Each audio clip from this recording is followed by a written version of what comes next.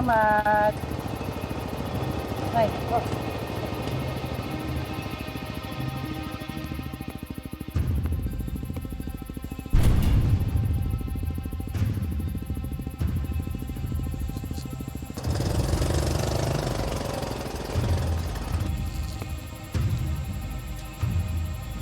Si Alma yun ah.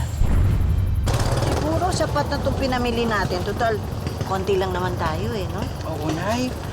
Alam mo, Nay, gusto ko, pag kinasal ako, katulad lang din ng simpleng kasal ni Paeng tsaka Joanne. Yung pinakamalapit lang sa buhay nilang imbitado. Tapos, sa bahay na lang din ni Mayor yung venue. Para tipid. Alam mo, gutom lang yan. Pakainin na kita dun sa loob. O basta lahat ng pinamili natin, imbak natin sa ref. Total, sa linggo pa naman ang kasal. Sige pa. Halika na.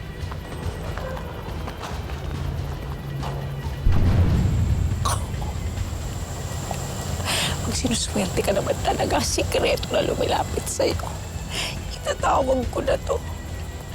Nangangati na naman yung kamay ko. Nangangati yung kamay ko.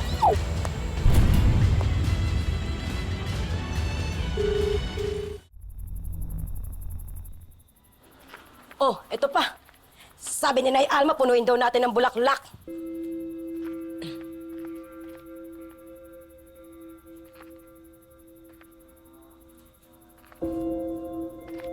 Huy, wala ka na naman sa sarili mo.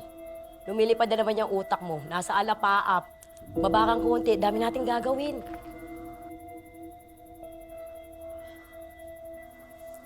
Pasensya ka na.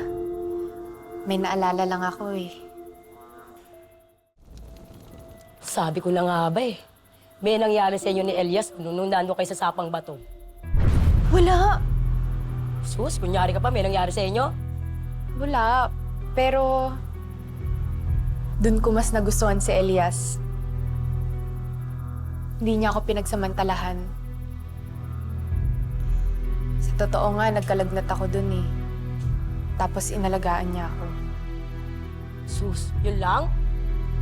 Oo naman. Alam mo, mas nauna kang mamungadkad sa bulaklak na to. Para sa'yo na yan. Ang gaba ng hair mo, ha? Uy, ano ka ba? Uy, huwag ka maingay na sinabi ko yun sa'yo ah. Ano akala mo sa akin, Mosang? Ano ka ba? Pero umamin ka. Nag-expect ka ng higit pa doon, no? Siguro.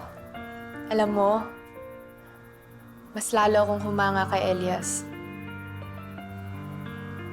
Parang nasa kanya na lahat eh. Pagkasama ko siya, parang lahat kaya niyang gawin para sa'yo. Kaya naman pala lumilipad yung utak mo hanggang Mars, eh. O siya, magtrabaho na tayo. Masisita tayo ng Nanay Alma.